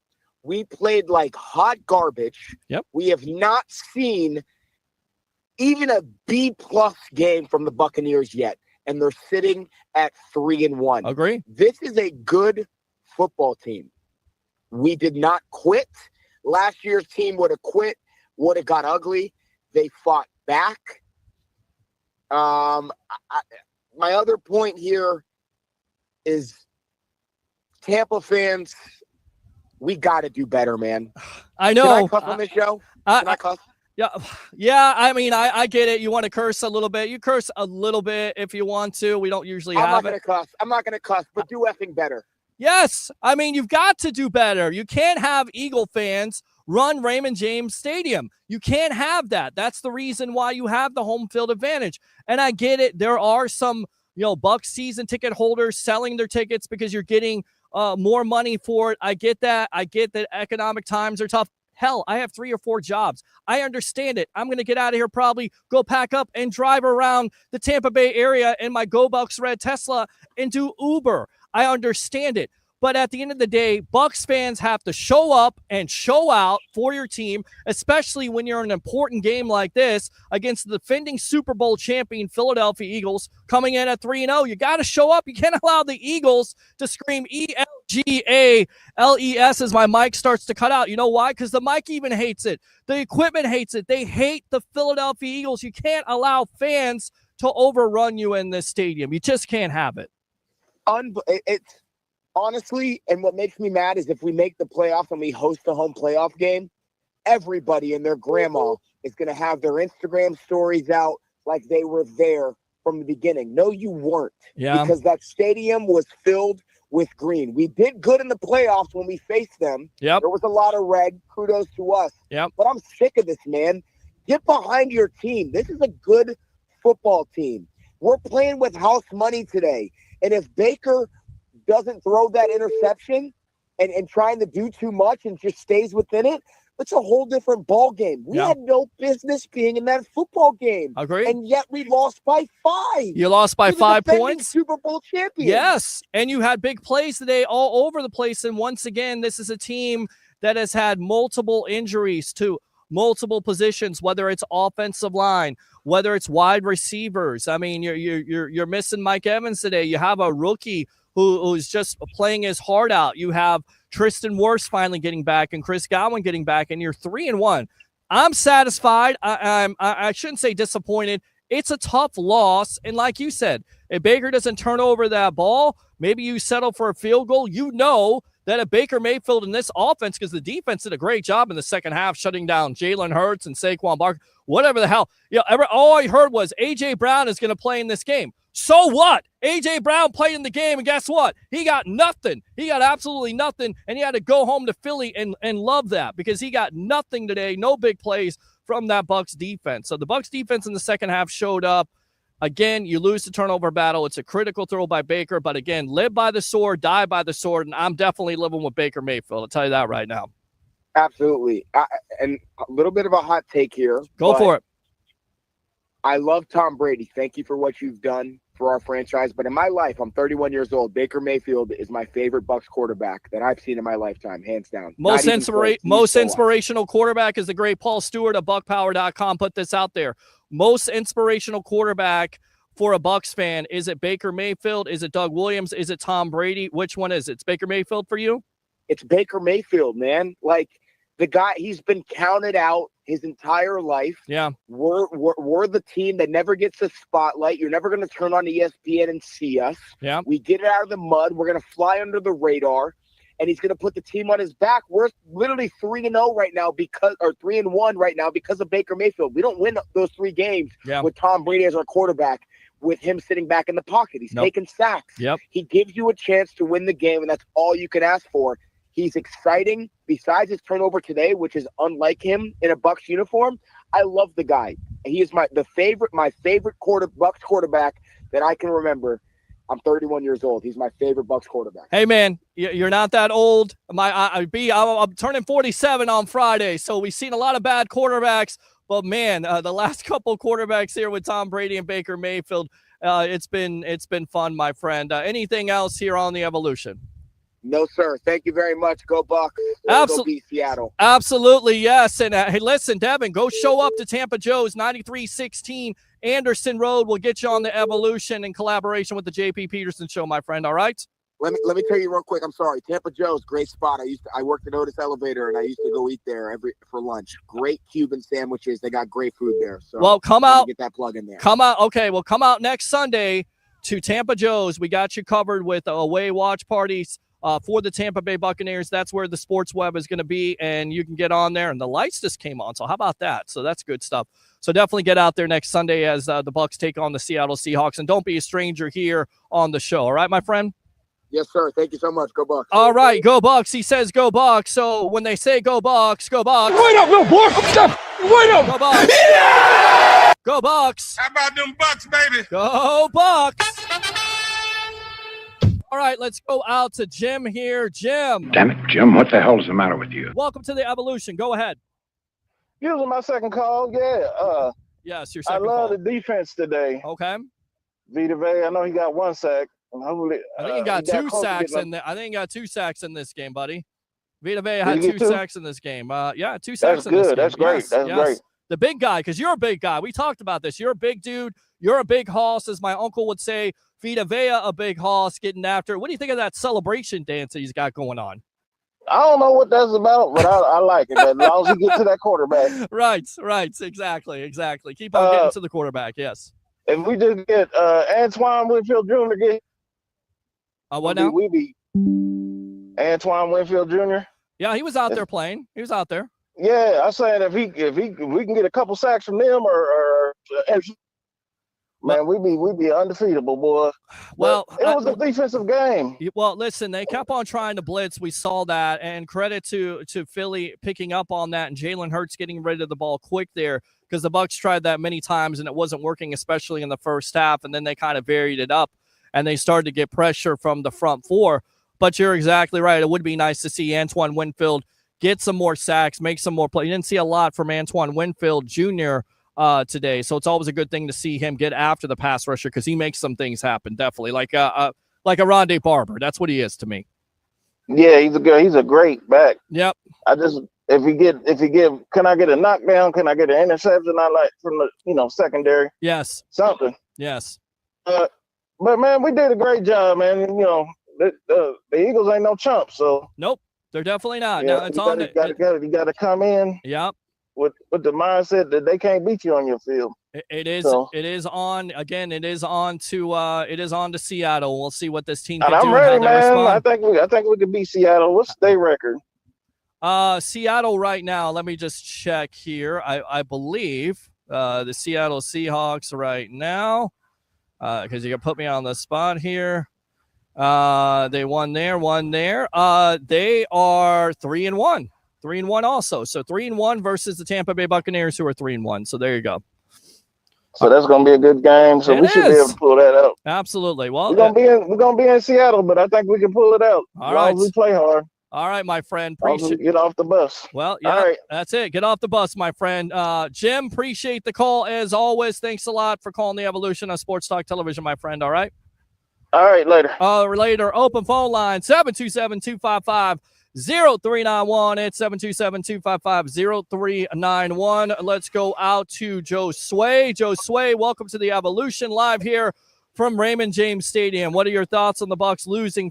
I did not expect to be for you to pick up so quickly. What's up, Peter? How are you? I'm still here live, man. It's not raining, and it looks like it's about to rain here in just a little bit. We're hanging out. We're having a good time. I am on I-4 right now, heading towards Tampa, around the Plant City area, and it's pouring right now. It is pouring right now. All right, so it is coming. Be mindful. Yep. Well, I see it. I see it. Don't get wet. That's it. That's what it comes down to. You're exactly right. I'm gonna address the previous caller about the.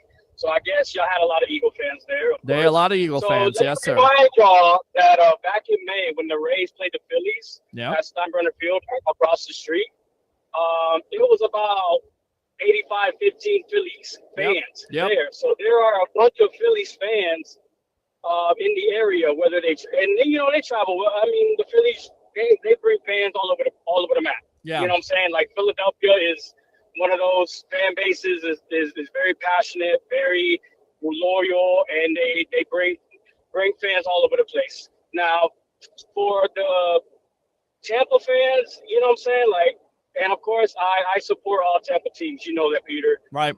And I just think that really, like, we just need to bring up more fans. I don't know how you do it. Well, you know, the way you do it is a lot of people that. Yeah. Go ahead. Sorry. No, I mean, listen, there's a lot of transients here. We know as a Tampa Bay sports fan, that's what you have to deal with. You have to deal with New Yorkers. You have to deal with Bostonians and Chicagoans and everybody else and Philly fans. We get that. You understand that. The way you do it is if you're a mom or dad, you make sure you corrupt your son or daughter like my dad did when I was 8 years old and say, son, you're a Tampa Bay sports fan and that's it. And if you don't do that, leave the house. You don't do the leave the house, but that's what my dad did to me. That's what you do. You start them out early and often, and you start to build that. And it also comes with winning. And I think the Bucs have won a lot here lately. I think it's disappointing that there are not more Bucs fans here. You know how I feel about the Rays. I think they could do more, but they've been able to win. You also have the Lightning. They don't have sometimes they do have opposing fans. Say, Peter, yeah, I was just about to say the Rays have done a lot of winning, even though they just completed their second consecutive losing season. Yes. But previous to that, you know, been in the playoffs 5 straight years. You know, even before that, during the Joe Madden era. Yeah. I mean, there's been a bunch of winning, but yet, where's the fans? Where's the fan support? Well, they hate the owner. I think that's what it comes down to. But I think it also is transient fans. I think it's Yankee and Red Sox. Yep, it is. All right. So what else today, my friend? I mean, it's just a simple fact that that's what being a Tampa Bay sports fan we're gonna have to deal with forever. Yeah. Unfortunately, we just gotta deal with it, and you know, win at home. You know, unfortunately, I just got word of the Bucs losing. Yep. So it's unfortunate. So I think that as a fan base, don't just be Bucs fans. Be Ray and Lightning fans. Like, and the Lightning do a good job.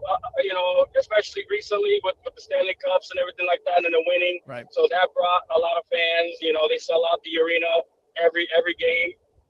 But we can't have, if you're gonna support one local team, the football team especially, support them all. All right. Good stuff, my friend. That's my point. Appreciate it. Be safe. Safe travels. Yes, we'll see you on the Evolution on Monday night. All right. Yes, sir. All right. Let's go out to these comments and then we will get out of here. Let's see. Can you force people buying tickets online? They have Florida verified address. Good question. Rick Stu was sold his tickets to a Philly fan. Hell of a game. Go Bucs. Absolutely. Dave thinks maybe a Florida resident discount. Nice. There you go. Good job there, Sun Devil Dave. Stu sold his tickets to Philly fan. He used to be making money out of town fans. You're exactly right. Dave, Stu is gone with the Tampa Bay Rays. Ding dong, the witch is dead. We all know these people out there that are not fans. They buy season tickets just to sell them to the highest bidder. Will says tough loss. Got to clean up the special teams. Can't start slow against good teams. All in all, this team showed they are one of the top teams in the NFC. They're doing it with key injuries. Absolutely good point there. Let's go out to Sun Devil Dave. Or for games when Philly comes to town, force fans to have a purchase a 3-pack that might deter Eagle fans since they would have to pay for 3 games. Dave, absolutely will. As long as they continue to stop the run, they're going to be in every game. This team is too talented. Going to see the Eagles in the playoffs, and hopefully it's with a healthy Evans and Gadecki. Good comment. Oh, yeah. Donald says the last time we beat Philly in the playoffs, we lost to them in the regular season. So there you go. Coke, that's a good point. That is a very, very good point. Cole Keefe was the last guy protecting the punter, but he was injured today, so I guess we missed him. Yes, he's out on injured reserve. Chase is the best we had in the past decade. Remember, we had a kicker curse. We did, the Matt Bryant kicker curse. Baker choked big today. I'm not ready to say he choked big today. I think, once again, you're trolling me, and I know who you are. That's good enough to suck right there. What are your thoughts on how Dennis played? I know he got burned by Smith coming across the middle, but besides that, I think he played a good game. I think he did play a good game. You look at the final numbers for Savasier Dennis, total of 8 tackles, all over the place. But anytime you get a mismatch nightmare there with a linebacker on Devontae Smith, that can happen. That's a defensive breakdown there, so you can't have that. Overall, I thought he played very well. Let's see. Mother right here. Thank you, Mom. Love you. Watching the best sports talk show in the Tampa Bay area, the Sports Web with JP Peterson. JP said for the Bucs, we will be back. They didn't play bad, though. They didn't. Trevor Miller, at least the Panthers got their ass whooped again.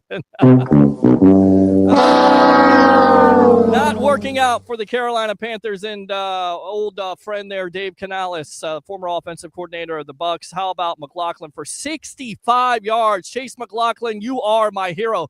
I wonder if Gene said that today. Fire the cannon! Absolutely, Gene. David says, with all the injuries, we've been 3-1. We should be grateful, but we're Buccaneer fans, so there you go. I've been saying this all season. The punter looks scared. Mike H. Did the heat end up a factor? I think it was a factor for both teams. David says the Eagles figured, hell, they didn't throw a penalty on our guy ripping one of the Buccaneers' helmets off, so let's just hold all day long and see what happens. Jeff Moore, great show. Thank you very much. Appreciate you, Jeff. Peter, it's Cam. You're a football troll. I knew it was you. I knew it was you. That's good enough to suck right there. Yes, Baker burned the cookies today. Robert Baker, you could tell Godwin was not up to par after a year out. It's going to take a little bit, but it was good to see him out there for the day. Chris Godwin finished receiving-wise. Chris Godwin Jr., keep on calling him Chris Godwin. Chris Godwin Jr. saluted his father. 3 catches for 26 yards, but for Bucs fans, it was great to see him out there with the horrific injury that he had with the ankle last year. Let me go out to Van. What did you choke on today? Nonsense there, Carissa. I hope the Philadelphia Eagles lose against the Denver Broncos next week, and I hope the Tampa Bay Buccaneers win against the Seattle Seahawks. I like that. Wait up, little boy. Wait up. I like that. I like that. Fire the cannon! As my sound effects play sometimes. I don't know what's your Bucs look like, how I play in Madden today. Fly, Eagles, fly, go Birds. See you in the playoffs, see you in the playoffs. Devin says, my God, we played bad, especially in that first half. Devin, again, what's the number to call in? You got the number, Devin. Definitely keep on tuning in here. Roger Shue, the tribal troll. Acknowledge me. I was in the south end zone. It was all Eagle fans. It was go Birds. Okay. Kyle Pitts drops more passes than he catches. He sucks at blocking. King Cook. We can't keep starting out like this, waiting for offense to save the day. I agree with that. King, again, not with this defensive line. We won't. We need to make a trade fast. It's going to be tough. Penalties, Dan. We're still undisciplined. King, penalties and turnovers. That definitely sounded like it was Philly. Let's go out to Jay. Fire the special teams coach, Dino. I hate the Eagles, every man, women, and child that supports them. Let's go out to Christopher Cole. Lamar Jackson's out with an injury, and the Ravens are down 30-13 to the Chiefs. Wow, how about that? That's good enough to suck right there. So the Chiefs finally getting on the winning road here. Douglas Batista, there are a ton of transplants in Tampa, no different than when I lived in L.A. When the Cubs came to L.A. Dodger Stadium packed with their fans, when the Red Sox played the Angels, place packed with their fans.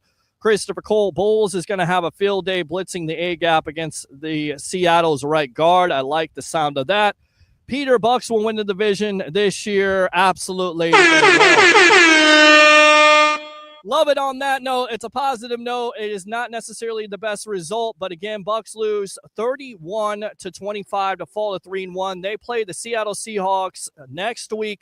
We'll be live here on the Evolution of Sports Talk Television on Monday, Wednesday night at 9 o'clock. And then, of course, at Tampa Joe's 9316 Anderson Road in Tampa. For JP Peterson, for TJ Reeves, the media icon of the Buccaneer Radio Network, I'm your host, Peter Blake, your Rolex reporter. What do we say? Bring your passion, bring your excitement. Just don't bring any nonsense. It's my time, and for fans of the Sports Web and the Tampa Bay Sports Fan, it's your time. Bucs lose to the Eagles 31-25 to fall at 3-1. We'll see you next time on the Evolution of Sports Talk Television. As we always say on this show, go Bucs.